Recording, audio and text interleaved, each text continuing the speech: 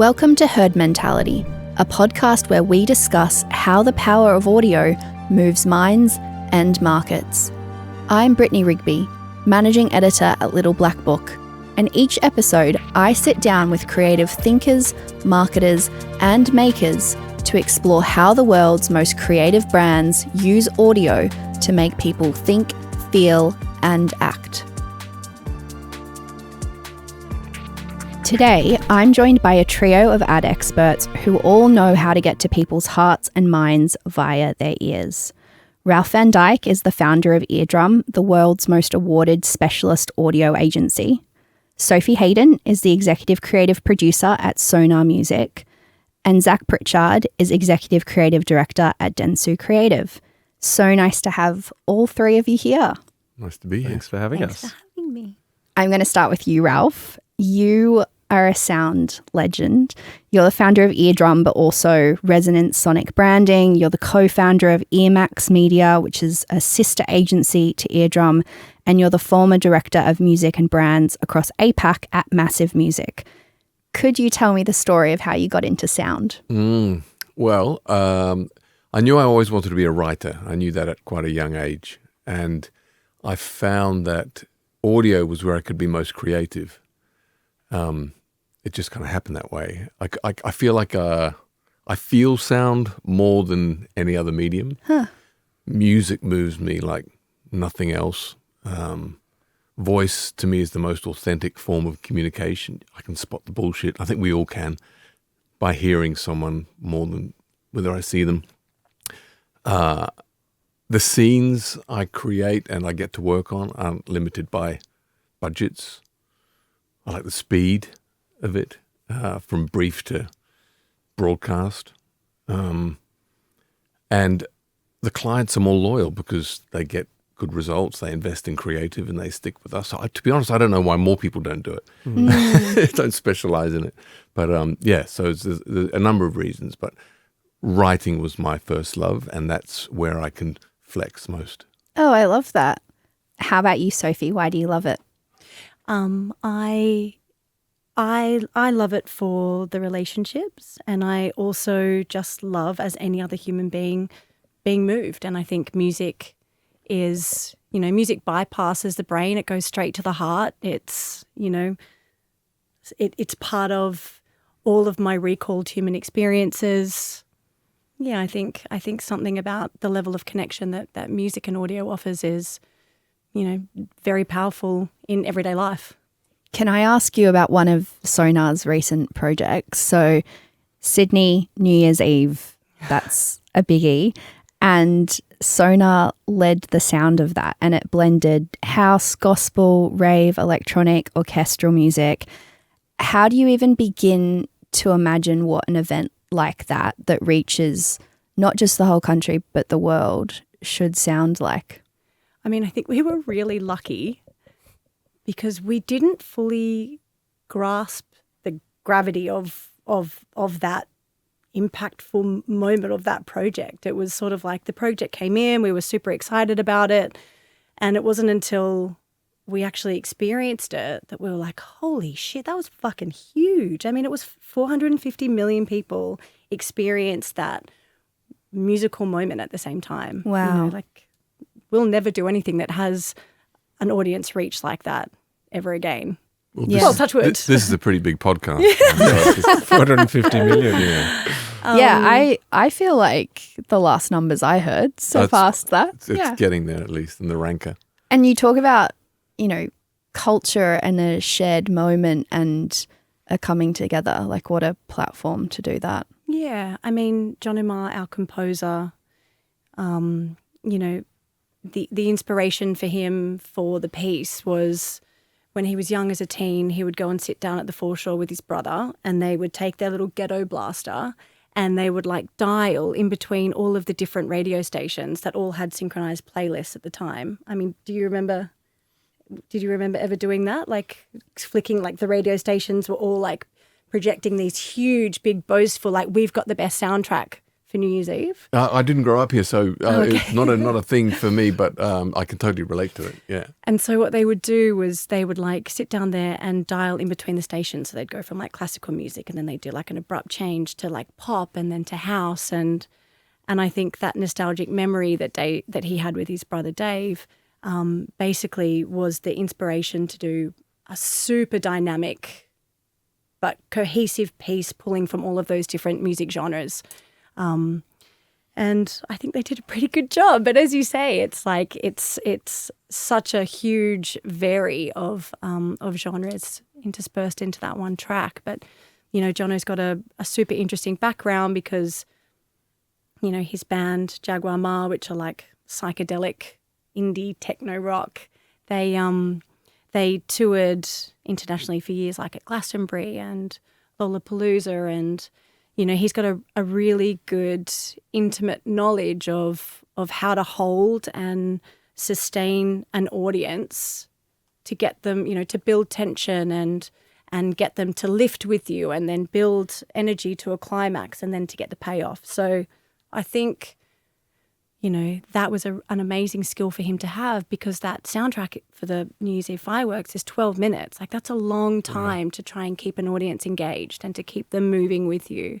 I love that you talk about grabbing and sustaining attention. And I mean, Zac, that's literally your job, is how do you create and sustain attention for brands when it comes to thinking about how an audio-led idea comes to life?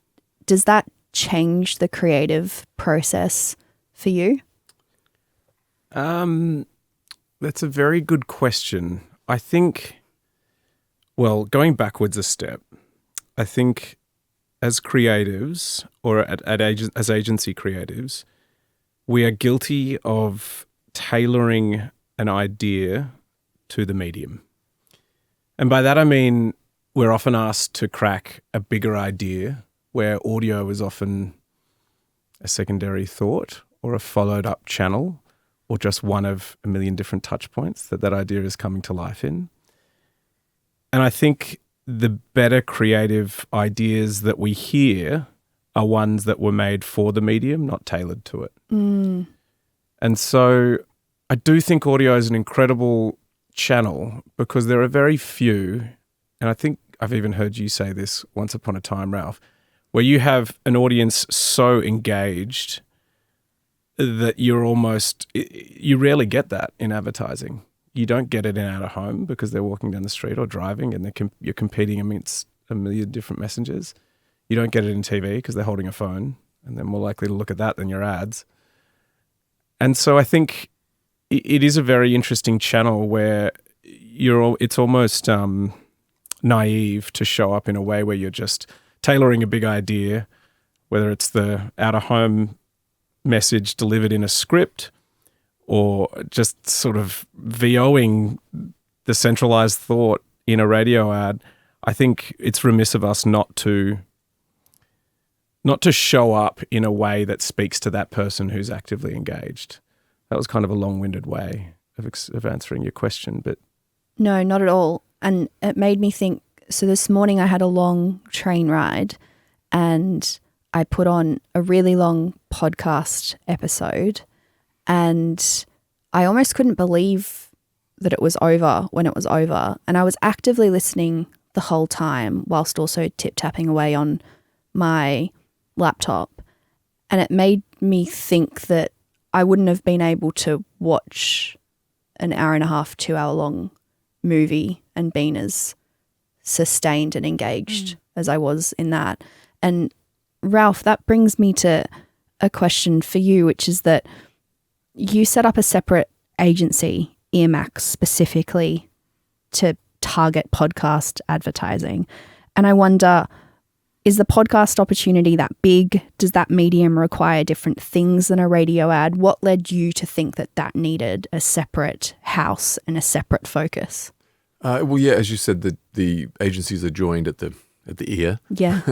But they do very different things. So Eardrum is a creative agency. Earmax is a media agency. Mm. So the focus is on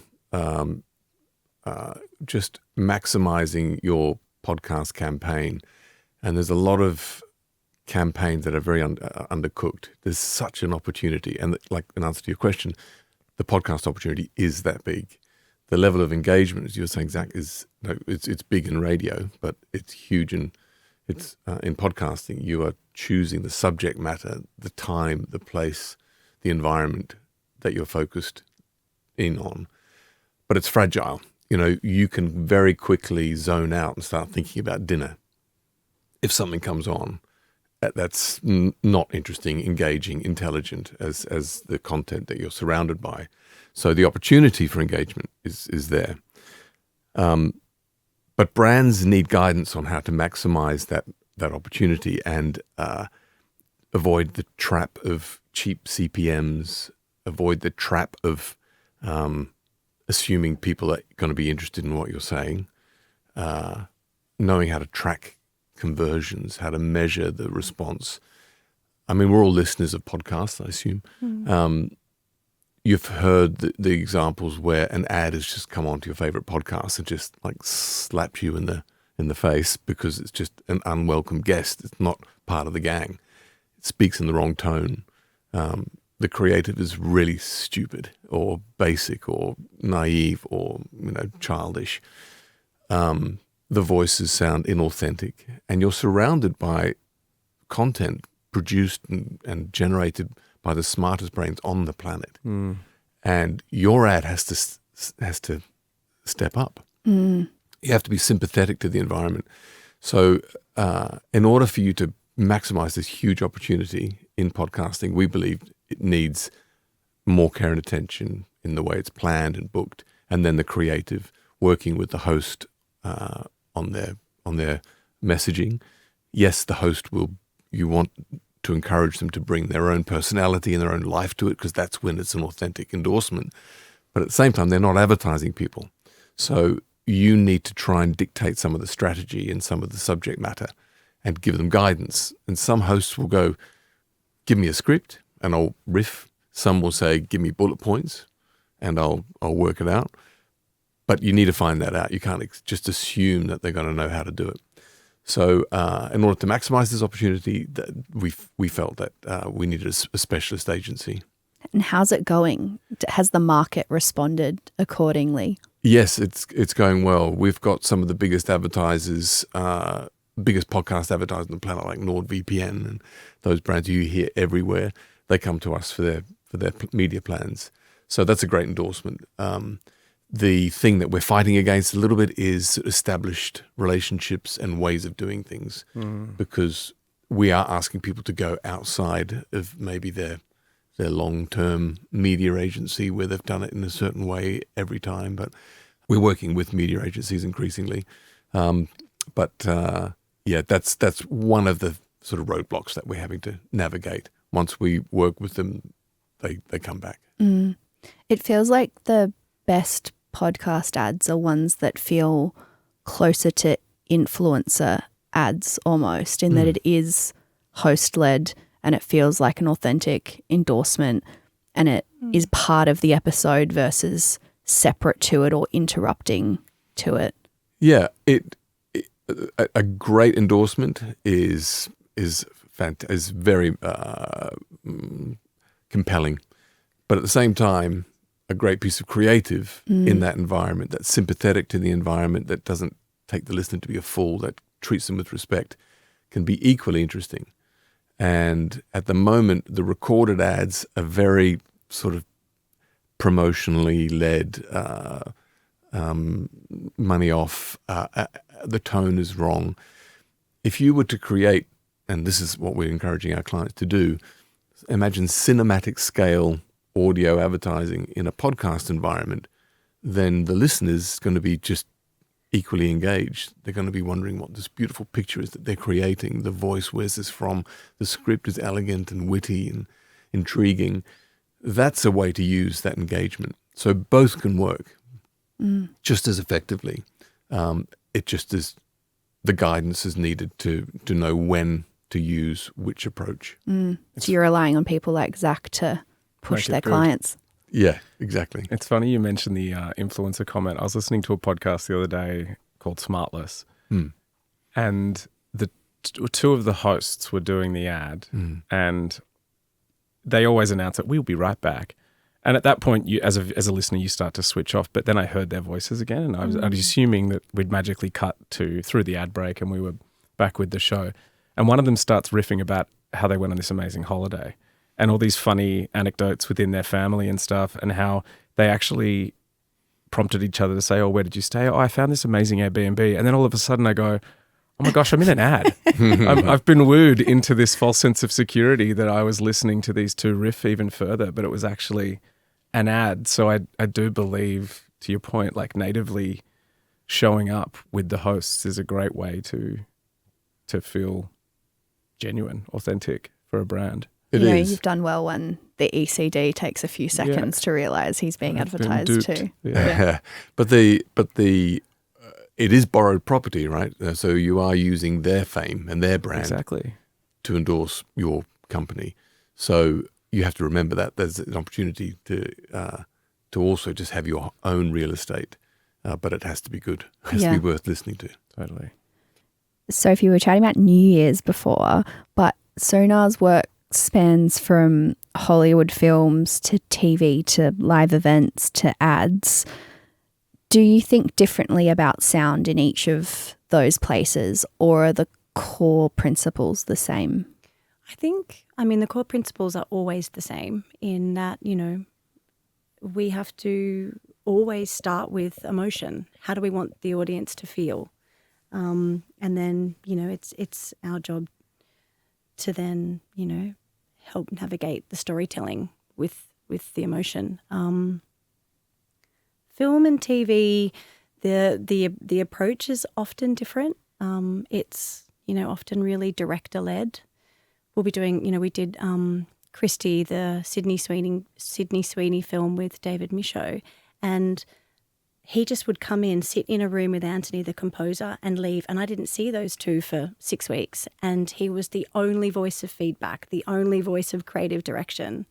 Whereas, you know, we can work on TV and film and it's a room of 5 producers, you know, all getting to the same place, but just with a different process. I mean, you know, ads are very much the same. They've got to work really hard. They've got to work fast. So we have to, you know, we don't have the luxury of being able to take someone on the journey as such. It's got to be like immediately recognizable, immediately memorable, immediately distinct. But yeah, I mean, we always start, the question that we always ask when we start is, how do you want the audience to feel? And that's the takeaway. And then we have to execute that. Mm-hmm. Zac, what's some work that you have done that you love that included a big audio part? Oof. There's a few. I actually started in commercial radio, writing radio Did you? scripts for at the time ARN, and one of the ads that I wrote with the creative director of the sort of department at the time was an ad for a removalist company, and we top and tailed the ad break with generic ads. One was an ad for a generic beauty brand, and this voiceover was saying, at such and such beauty and wellness spas, you can, and then this harsh voice interrupted and said, excuse me, we're just moving this ad to the end of the ad break. Sorry about that. And it was this sort of irreverent, jolting moment. And then at the end of the ad break, we moved it back to, we're just going to put you here. And then the beauty ad and continued. So that was kind of a fun use of the medium. My favorite one was probably, we did a campaign for the Steve Waugh Foundation who raise money for children with rare diseases. And these rare diseases are so rare they don't get any government funding because only a handful of individuals have them. But they're also incredibly complex names when you go digging into some of these names. The one that I can remember from the day was chronic idiopathic thrombocytopenic purpura. Now, most people can't say that, but the kids with them can say them perfectly. And so there was this amazing insight of of exactly that. So we held a little board in a studio up with the name of the disease and asked children to try and pronounce it. And when you hear that in an audio environment, you're suddenly feeling for the child who's unable to pronounce this incredibly complicated word. And then the voiceover came in and said, for children with rare diseases, and then you heard this child say it with perfect pronunciation. Saying it is the easiest part. And it was just this hard-hitting way to bring an idea to life and make you feel something for that child who has to live with this incredibly complex and rare thing. And so I think it was, I loved it. Obviously, I'm biased because I worked on it, but I loved it because it was a good use of an audio environment. So both examples, I think, are exactly that. They engaged a person who was actively listening in a way that no other channel could. I love both of those examples. You explained them very well. Thank you. Audio has the power to light a fire in you.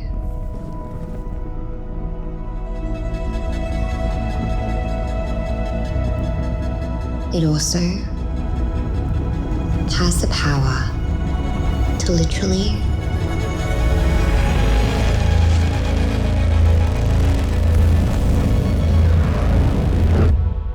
put one out.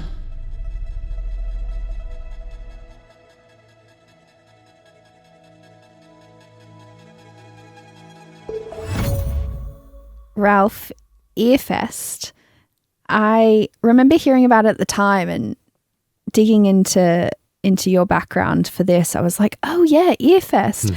It was an online audio arts festival to support actors, singers and musicians through COVID-19. And then that made me think, I imagine those same actors, singers, musicians are facing a different challenge almost 6 years after the pandemic, which is the importance or value of human connection and human voice and trust as AI voiceovers become increasingly common and, their jobs become at risk. Am I right? Is that what you're hearing, seeing, feeling? Well, there's no question that AI is posing a greater existential threat than COVID ever did to the arts. But at the same time, what's happening is that humans are craving this authenticity and human interaction. And we are evaluating whether something is worth giving our time for based on a very sort of quick set of criteria that we're processing. And I was saying to you earlier, the voice to me is such a tell. And we are craving the imperfections and the right amount of wrong in everything.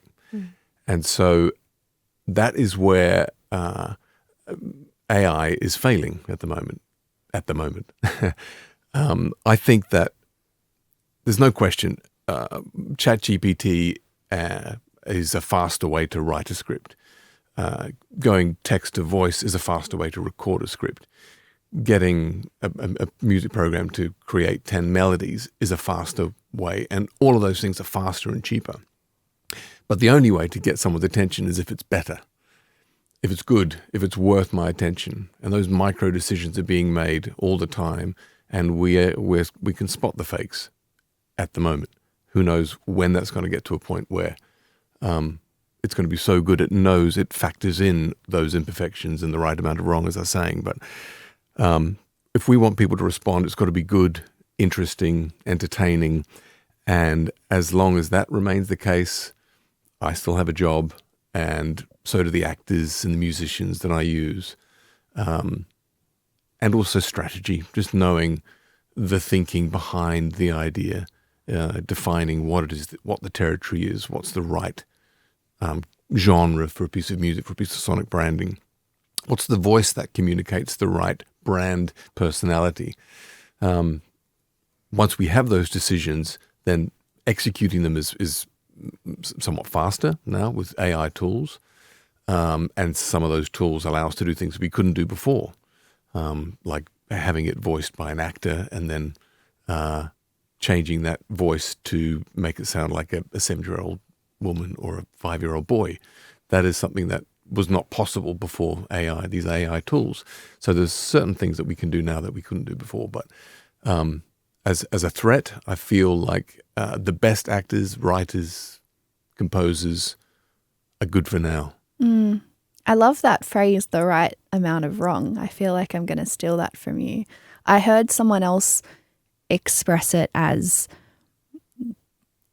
it's about being a taste maker, right? And taste means that for every rule and thing that you do, because that's the way to do it, you know the one thing to make wrong in order for it to feel overall like a more artistic result than it would have otherwise. Yeah, it's that imperfection. That's the in the painting. It's the how painterly it is. It's the stroke, that brush stroke you can see. I mean, even just like the last couple of weeks, 2016. Why has suddenly that emerged as everyone's go-to trend? Yeah. It wasn't AI generated, I don't think. Group of people just went, that's pretty funny, and started sharing it, and then it went off, and the right people sort of promoted it. And where did that come from? That's a human reaction to 2026. Yeah. Can I ask a question?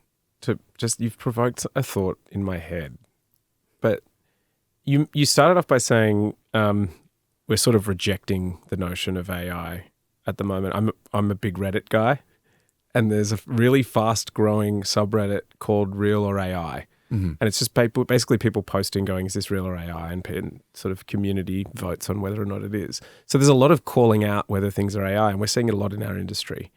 People are getting crucified for doing poor commercials for using AI.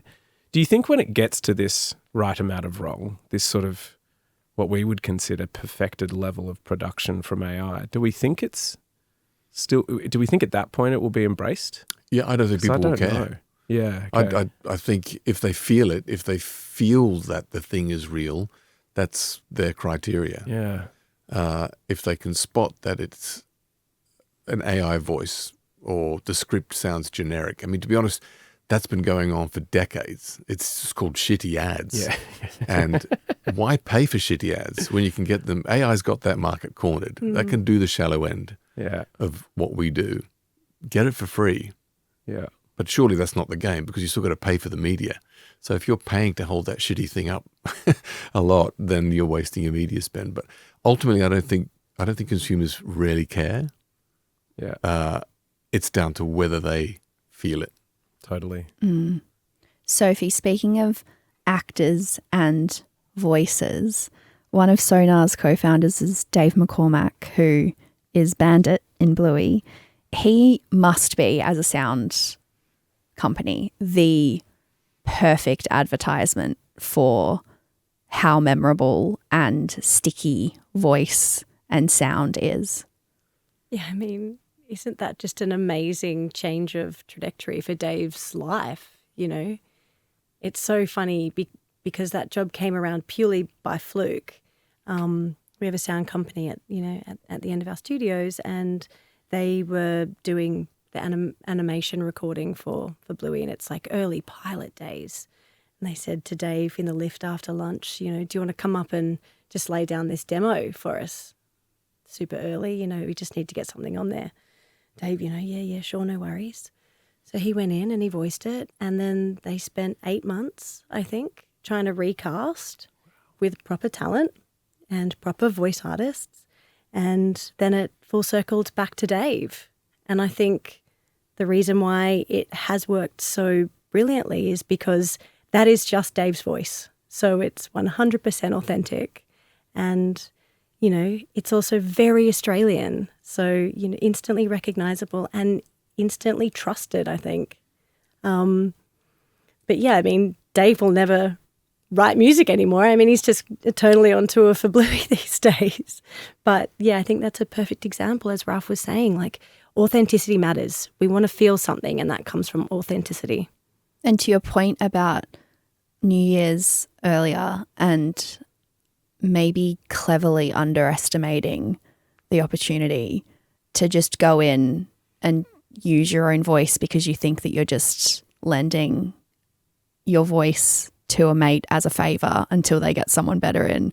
And then that's the thing that works. Yeah, I think so. Like there's something in sincerity. There's something in playing to your strengths and you know, your own emotional output is where people connect. And I think, yeah, that's what composers are always trying to do. You play to your strengths because you know that that's actually going to have the authenticity that is going to create someone to, you know, be moved. Zac, one piece of advice for brands underestimating or underinvesting in audio. Ooh. This might sound generic, but I don't like thinking of it as an afterthought. I kind of touched on it before, but I think the best work for audio ironically comes out of briefs that are last-minute scrambles to get a radio ad on air. And I don't think that when a creative has a long list of deliverables that they're going to put the time and energy into making that best for channel. And as I said before, I think it is one of the few channels that you've got this audience actively engaged. So thinking about how you can show up and talk to them in interesting ways and engaging ways is the best use of it. I can't necessarily comment from like a media or returns perspective, but I just believe that there's very few ways to talk to someone when all they're listening to is you. I'm going to stick with you and then I'm going to go to the other two. Question that we've been ending all episodes with. Favorite jingle, piece of sonic branding. We've had plenty. Bunnings is a favorite, but I'm keen on yours. The Bunnings Warehouse. Yeah. Thanks for doing it. I can tell you which one I don't like right now. Sample that, please. Yeah. Yeah. The one I don't like right now is the Teams call audio. Because that just invades me. That gives me shivers. At my weakest. Triggered. Yeah. To be honest with you, I like the ones, I mean, I loved Lubemobile growing up. I like the ones that have meaning behind them. I don't know if it's true or not, but I heard a story around the Netflix piece of sonic branding, the dun-dun, and the story was that it was based on Kevin Spacey in House of Cards tapping twice on the table. And for me, that just has real meaning to give to a brand beyond just, here's a cool, memorable sound that we think you can wrap every commercial with, and if we play it enough, people will make it memorable. It's like Coke ending every spot they make with the because it's ownable, and no one else can do that, and there's meaning behind it based on their product. So for me, just generically speaking, I think it's the ones with substance and story behind them. You've instantly made me want a Coke. I know, it's crazy. That's why. I want to go to Bunnings. Yeah. Ralph, what's yours? Well, it changes weekly, and I'm going to choose one that's topical. Great. So the Australian Open, AO chant.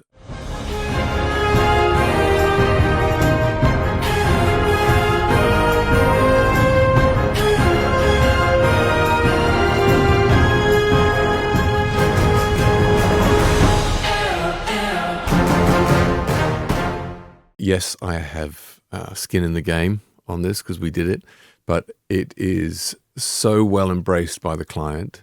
The AO, everywhere you go, from the moment you walk through the turnstiles at the park, it's playing in all the speakers. At the court, they have a club version of it for the Sound and Light show. They've just performed Melbourne Symphony Orchestra version of it where the orchestra was on the court. Wow. And you can't move for it. You know, it's just absolutely everywhere. It's on every piece of comms. So they've done a really good thing. And I've heard people, I go every year, I've heard people leaving the park humming it. So it's kind of like, cool. yes. What an endorsement. Yeah, so that's nice. So it's great. It's a great example of it. And you know, it captures the spirit of the Aussie spirit. It's called the Happy Slam by the players. We did some research about how players, think of the Australian Open, and so that call response with the hand clapping is something that is done at the courts. So it's this week's favourite. Awesome. Sophie. I think for me it's Aeroplane Jelly. And I think that just immediately takes me back to my childhood. And then I was thinking, the other day when I was shopping, I was with my kid and, I saw Aeroplane Jelly. I sang Aeroplane Jelly to her. I popped it in the cart and I was like, wow, that is loyalty in a brand, isn't it? Like they've just nailed it. Oldie but a goodie. Oh, God, so good. So good. That's the perfect place to finish. Thank you so much for joining us, Ralph, Sophie and Zac. Thanks for having me. Thank you. If you're a brand looking to connect with Australians, there's no better place than Aussie Radio and Audio. It reaches more than 15 million people every week and truly is where brands are heard. Head to cra.au to get started. See you next time.